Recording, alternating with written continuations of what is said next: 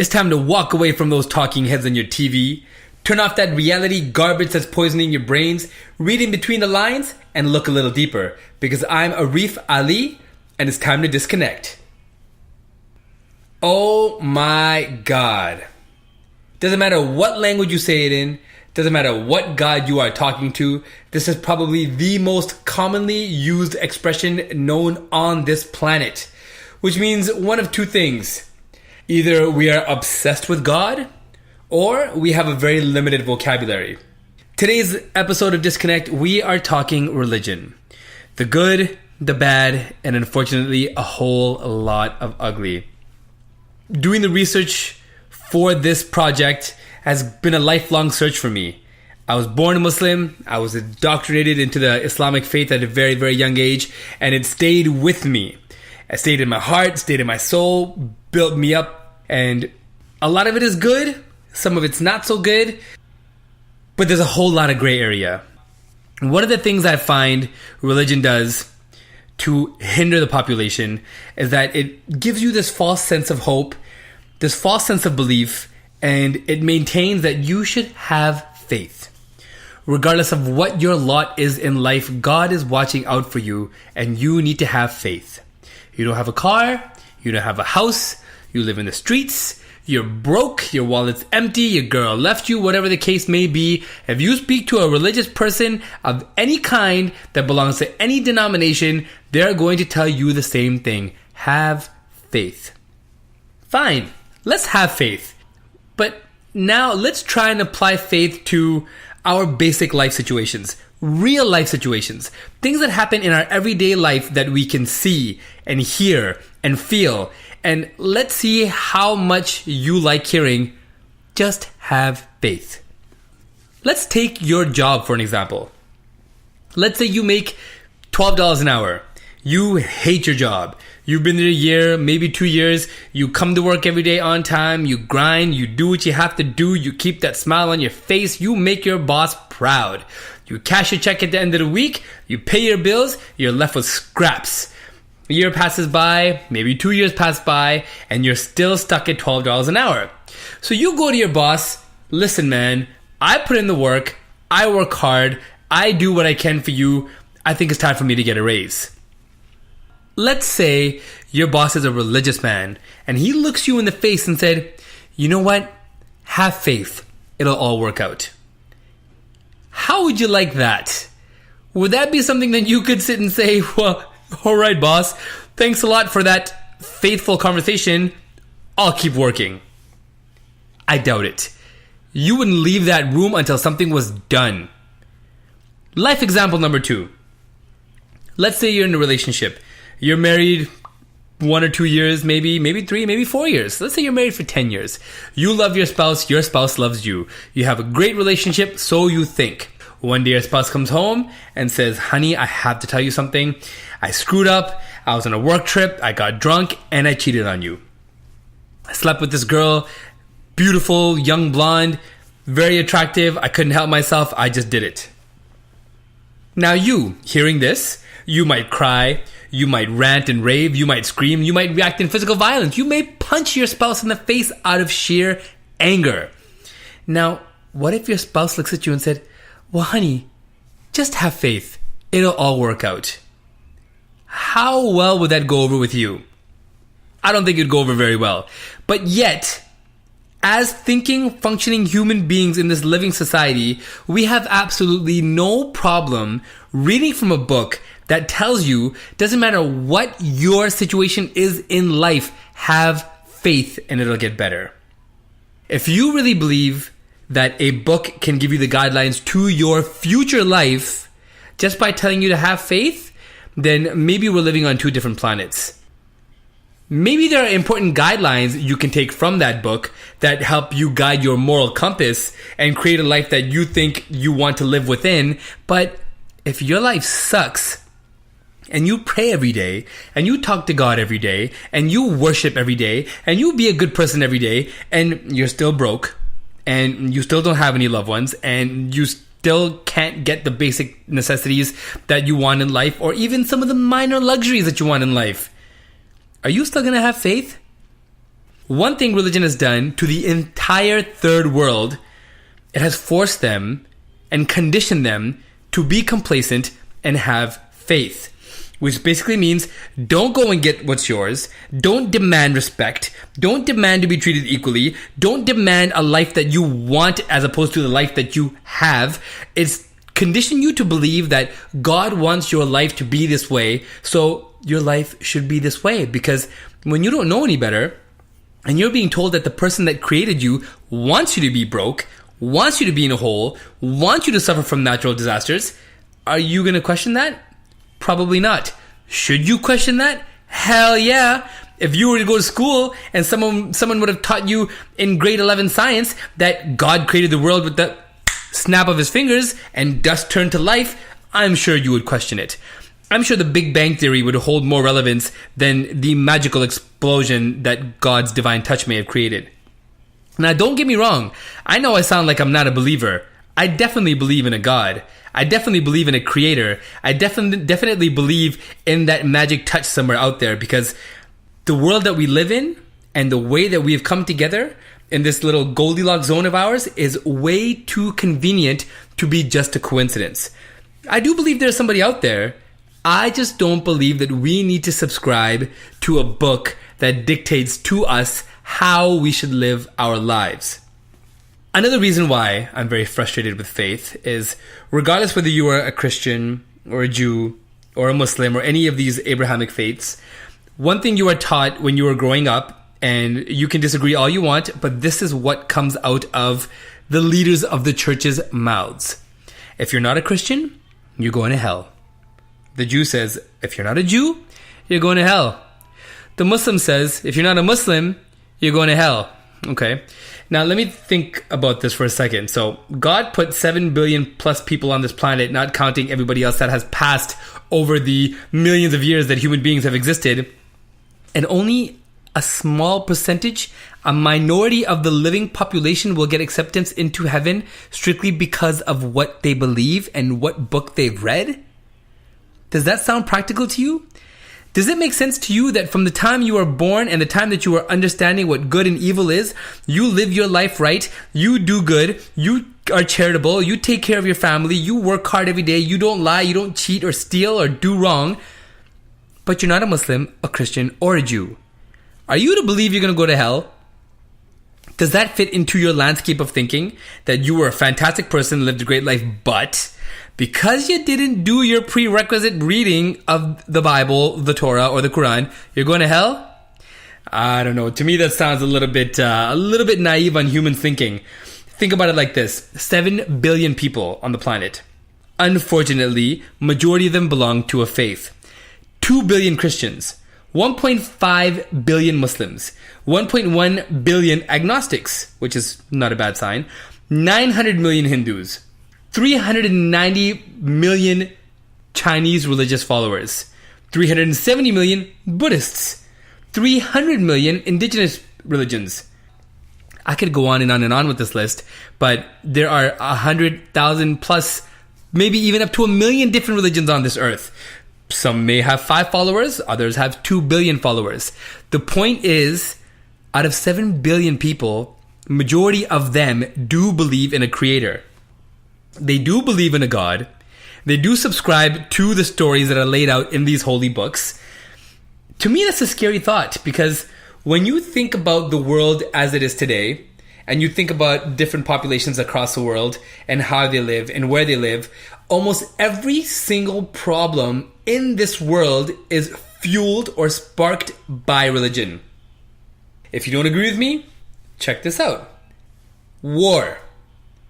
Almost every war that has gone on in the past 3 decades has been related to religion.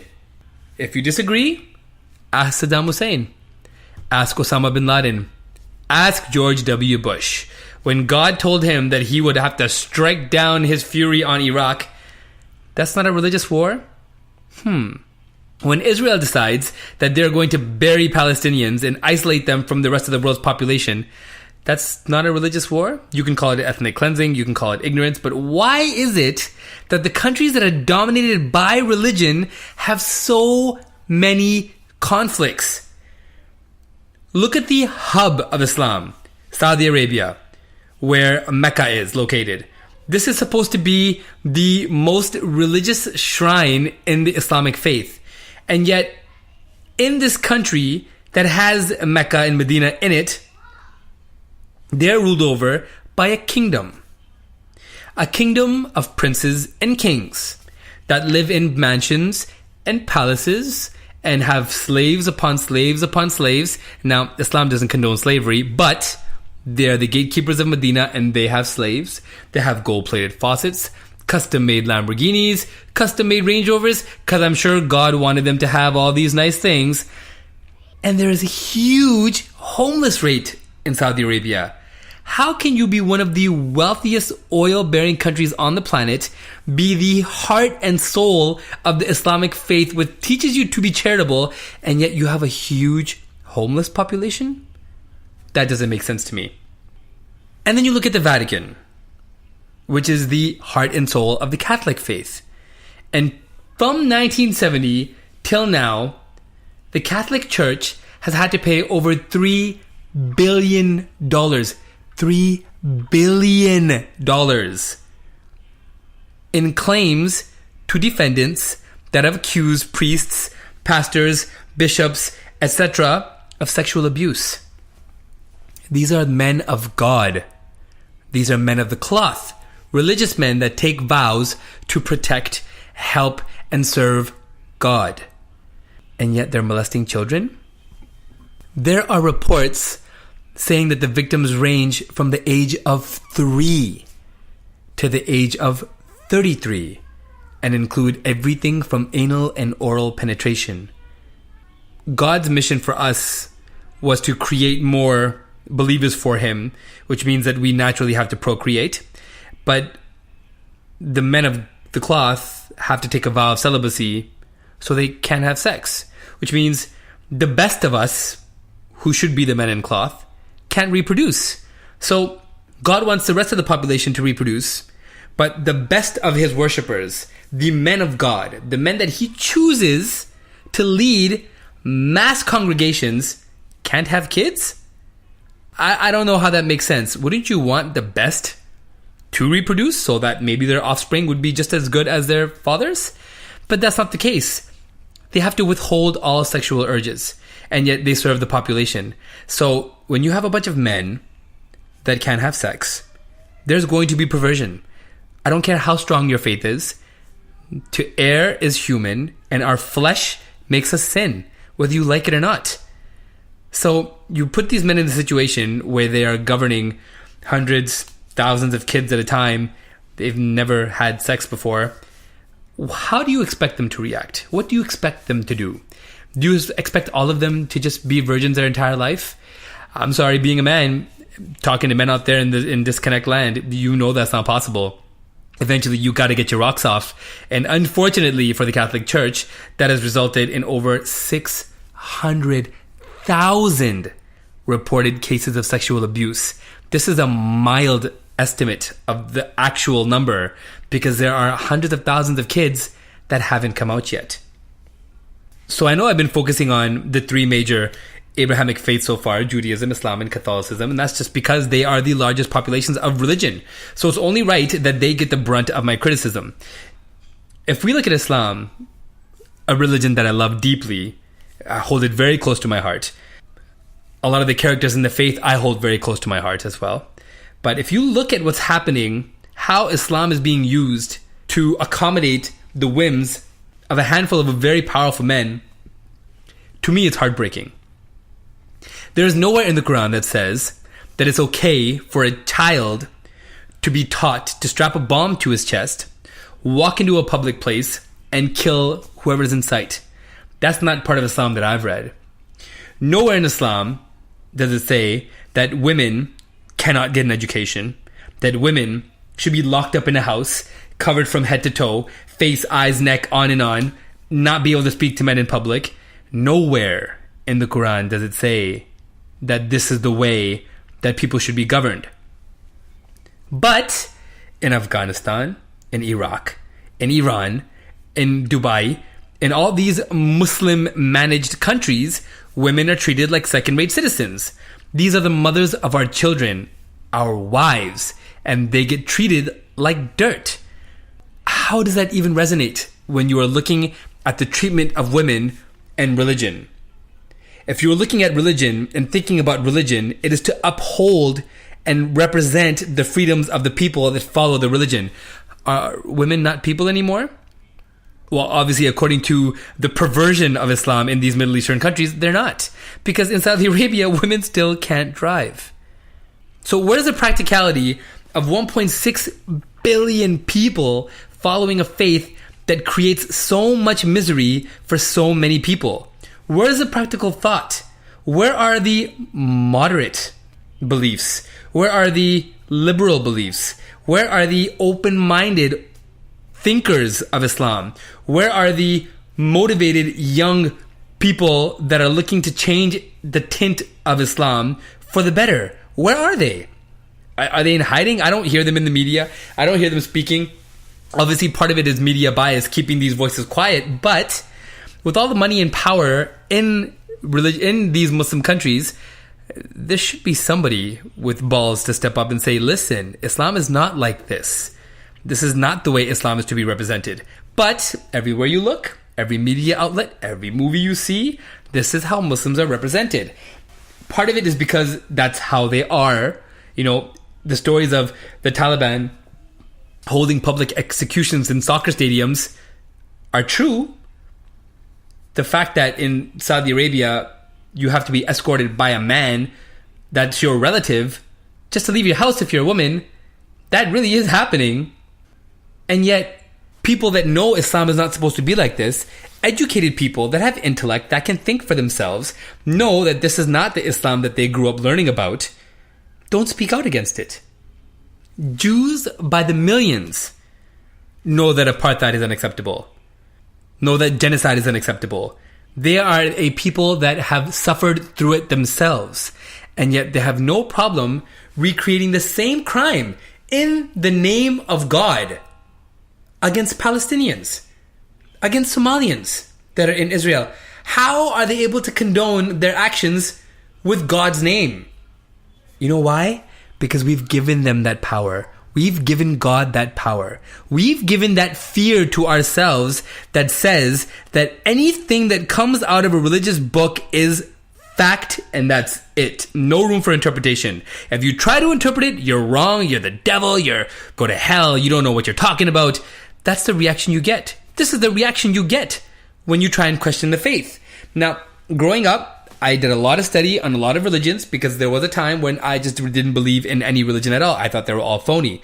So I took it upon myself. I read the Torah, parts of the Torah, sorry. I read the Bible. I read the Quran. I studied Buddhism. I studied other faiths. And all the faiths say the same thing. You know, they tell you how to be good, how to be a good person, how to take care of people, and all this other stuff. But when you try and question leaders of these respective faiths, you kind of get the same useless answer. There are some contradictions in the Bible.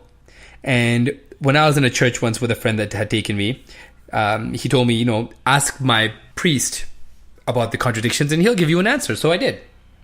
I asked him why. In the book of Genesis, does creation come in one lineup on one page? And on the very next page, it comes in another lineup. Why is that? And he basically told me that you cannot question the divine word of God.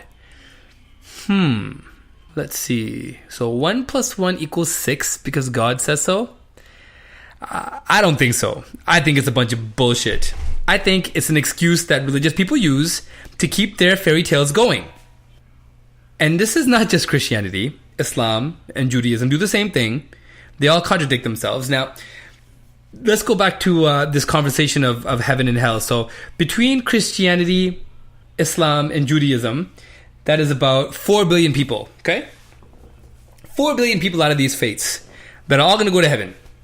So the other remaining 3 billion people are going to hell. Just because they didn't read the same book. Now, according to Islam, Christianity, and Judaism, all people that all follow the same God and the same prophets, they all have their own separate heavens and hells. It's unfortunate that we are living in a society where people that are educated and knowledgeable and know about science can still hold on to these fairy tales about how we are in existence and how the world came into existence. Religion dates the earth at 4,000, 5,000 years. Science dates the earth at 4 billion years. Maybe we have a problem there. I'm pretty sure one of them is wrong. Now we have carbon dating and things that can actually put a timeline on creation, and yet people still follow these outdated, antiquated notions that are in these books.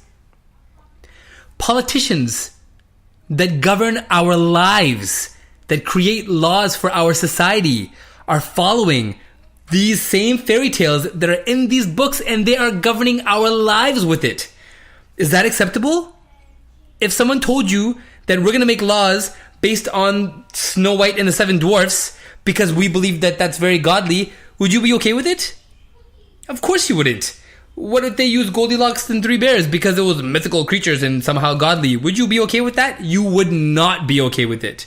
But yet you're okay with someone telling you that the rules that I'm going to make are coming out of this book that was written a few thousand years ago, maybe by somebody that was religious, maybe by somebody that was a prophet, maybe by somebody that saw somebody do something special, and you're okay with it?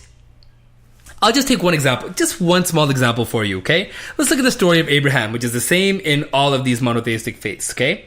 He fathered a child out of wedlock. God told him that child needs to go. Out of fear, Abraham said, fine, I'll sacrifice my child for you. So he gets his child, places him on a block, winds up with his knife, and is about to kill his own child. Before he can do it, God says, whoa, hold up. I'm just messing with you. Don't kill the kid. It was just a test. Let's do a goat instead. Wow. I don't know about you, but to me, that sounds like one spiteful, angry God. So you're telling me that you're going to be told to kill your child, your own seed, and right before you strike, God says, hold up. I'm just playing. Don't kill him. Let's get a goat. And you're going to say, wow, thank you, God. Thank you for showing me mercy. What the fuck is wrong with us as a people? Where are our brains? Why can we not think critically for ourselves and see that maybe what we've been reading and what we've been taught is not to be taken literally? Noah's journey in the ark. Do you believe that should be taken literally? I don't know. Jesus' crucifixion and then resurrection. Are you supposed to take that literally? Judging by the number of crosses across the world, I don't think you should, but it looks like people do. How many of these stories are we going to take literally before we start to realize that maybe, just maybe, these are fairy tales? Now, don't get mad at me. Think about it for a second. Think about the stories of Zeus and Hercules and Icarus. Do they sound somewhat biblical? Do they have the same kind of meanings and messages that maybe the Bible does? Or the Quran does? Or the Torah does? Maybe they do. But why are we smart enough to know that those were fairy tales, but we have not caught on that maybe these books are also fairy tales? What's the difference? Well, because Icarus is a kid, he can't fly, that must be a fairy tale. But Noah's a man. And yet he was able to build the ark to accommodate 2 of every species of every single animal in existence? And that's you're okay with that story? Wow. It's time that we walk away from childish ideas. I've been fortunate enough to do a lot of reading and a lot of studying and have obtained and retained a lot of knowledge about religion. And there are a lot of really beautiful things about faith. About being charitable, about taking care of your fellow man, about not inciting violence. Really beautiful sentiments that help create a moral compass for us that we can follow and live by and abide by and kind of almost guide our lifestyles to be good people. Because we're obviously told that God loves us all. But the same people that will tell you God love us all, go and hate homosexuals, or go and hate on minorities, or go and hate on anybody that's not of the same faith. Slavery was empowered by religion. Genocide was empowered by religion. Apartheid was powered by religion. The worst atrocities ever committed by human beings on this earth were powered by religion. So what does that tell you? Are we interpreting religion incorrectly? Or should religion not be interpreted at all and be left as a book to read? Are we ready for that? Are we at that point where we can walk away from faith? Walk away from fairy tales that are supposed to guide our lives and really start to look at what's right and wrong and live for what's right and wrong? I can sit here all day and talk to you about hundreds of factual inaccuracies in the Bible, the Quran, and the Torah. It is endless. It is absolutely endless. But if you ask a religious person, they'll tell you to have faith. You know what? I'm really sick of having faith, because up until this point, faith has gotten us nowhere. Faith has gotten millions of people slaughtered. Faith was used against Aboriginals in North America as a tool to sexually abuse and assault them ruthlessly. Catholic priests used to line Aboriginal children against the walls of schools and spray them down with hoses because they were washing the Indian demon out of them. That's what these kids were told. Black men and women were raped and beaten by slave masters because they were told that that's what God wanted them to do. Women are abused and tortured and beaten daily. And men use religion as a way to condone their actions towards their wives, sisters, and mothers. Women have to face acid baths to the face and body, and it is condoned by religion. And I know what a lot of you are going to say. That's not the way people are supposed to believe. That's not really religion. That's not how majority of the people follow the faith. If that's the case, why does it happen? Why is religion used for any purpose at all but good? The sole existence of religion should be free from any and all kinds of punishment. Who are you to tell me that the book you read says the way I live my life is incorrect? Who gave you that power? The book itself says don't judge others by their actions. And yet you use the book against people to justify hatred, violence, anger, greed, all justified by religion? Are you okay with that? If you're sitting here listening right now, are you okay with your religion or anybody you know's religion condoning acts of violence and aggression against other people? Think about it for a second. If you grew up with religious parents, like I did, one thing you were taught over and over and over again was that hell is real. Heaven is real. Everything wrong you do is sending you to hell. Don't eat that, you're going to go to hell. Don't drink that, you're going to go to hell. Don't talk to that person, you're going to go to hell. Oh my God, I've heard I'm going to go to hell so many times. It makes me wonder if does hell really exist? Does heaven really exist? The more we find out about ourselves and our chemistry, the more we're finding out that, you know what, we're really not made out of dirt. We really didn't come from the dirt. All the ingredients that make us who we are come from the stars. If everything that we have inside of us comes from the stars, when did we start thinking that we are made of dirt? In the smallest ways, religion has gone out of its way to demean and demoralize. Even saying that women were created out of the rib of Adam. Are you serious? Is that how insignificant religion thinks women are? That they were pulled out of a rib and made into a human? Out of a fucking rib? Are you kidding me? Does any woman that has read the Bible read that statement and think to themselves, wow, God must really love me. He made me from a rib. You didn't even deserve to be made out of a whole body. So what are you, worth the rib of a man? I'm sorry.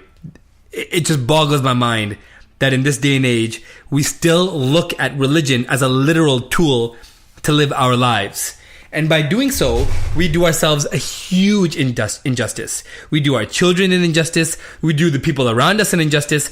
By having conversations that are dictated by religion, we don't really live our lives the way we're supposed to. And if you believe that you need to have someone telling you when to come, when to go, what to do, what's good, what's not good, then maybe you don't need religion. Maybe you need to be locked up. Because if you can't tell what's good and what's bad, you have more problems than just religion. Because I'm telling you, that's not what's teaching you good and evil. That's what's teaching you how to get by the structures of good and evil.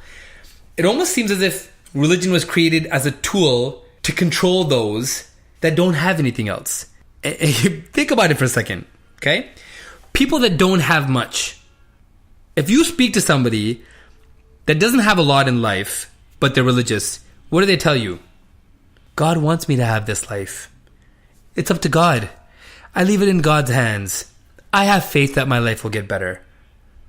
What if it doesn't get better? When do you decide that it gets better? To me, it sounds like you're just saying this to make yourself feel better. It's almost a way to appease your shitty life. To me, that's not being faithful. To me, that's kind of giving up. And then they tell you, well, if you don't believe, you're going to go to hell. How angry is God? How mad is this guy? Like, really? How pissed off is this creator of us where everything we do requires hellfire and brimstone? Did you ever think about that? Did you ever think about why God doesn't love us unconditionally? The books say he does, but yet there are so many threats of hell. Why are there so many threats of hell if we're loved by our Creator? If we're loved by our Creator, shouldn't we be treated with love? When you have children, you don't love them temporarily and then beat that ass whenever you feel like it. But for some reason, God has all these reasons why we're going to go to hell if we're not completely obedient and subservient. To me, religion sounds a lot like politics. Sounds a lot like the prison system. Prison system tells you when to come, when to go, when to eat, when to sleep, what to wear, who to touch, who to talk to. And if you don't, you stay locked up. Kind of sounds like religion to me. I've talked to many of my friends about this. A lot of people that I know that are around me, that surround me, that belong to many different faiths, you know, from Hinduism, Sikhs, Muslims, Christians, but everybody, everything under the sun, we've talked about this. And we've all come to a similar consensus, a similar idea of what this is kind of all about. The three main religions that talk about being the only religions in the world are kind of new. Hinduism and Buddhism are really the oldest recorded faiths that we have. But they don't say if you don't believe in them, you're going to hell. But yet these three monstrous faiths in population, Judaism, Christianity, and Islam, all tell you that if you're not down with us, you're going to hell. But if you're not the first faith, what gave you the authority? I think we're missing something. Maybe we've been misled just a little bit.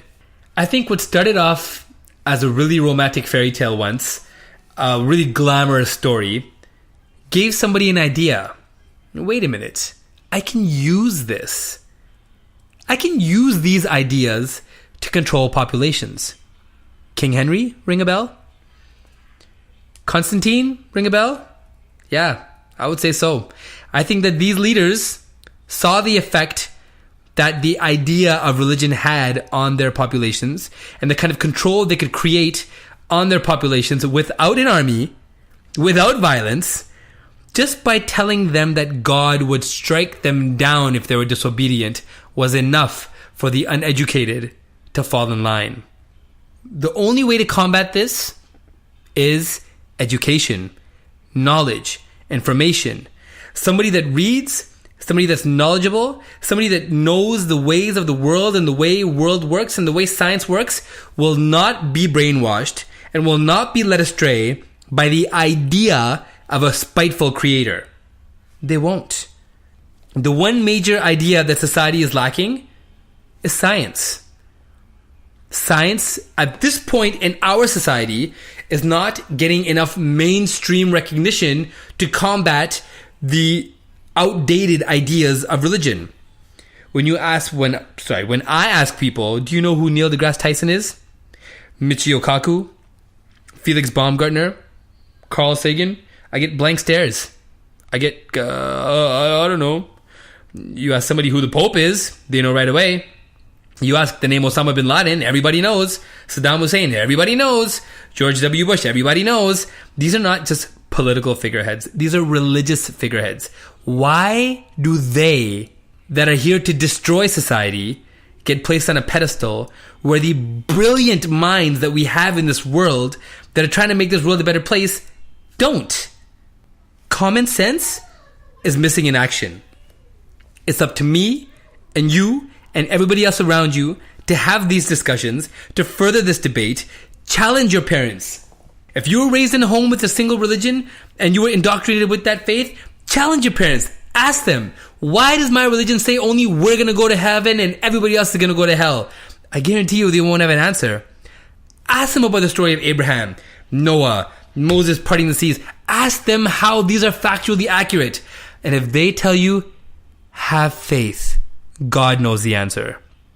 Chances are, it's because they don't. I think it's imperative for all of us across the world to be having this conversation because we're reaching a very pivotal time.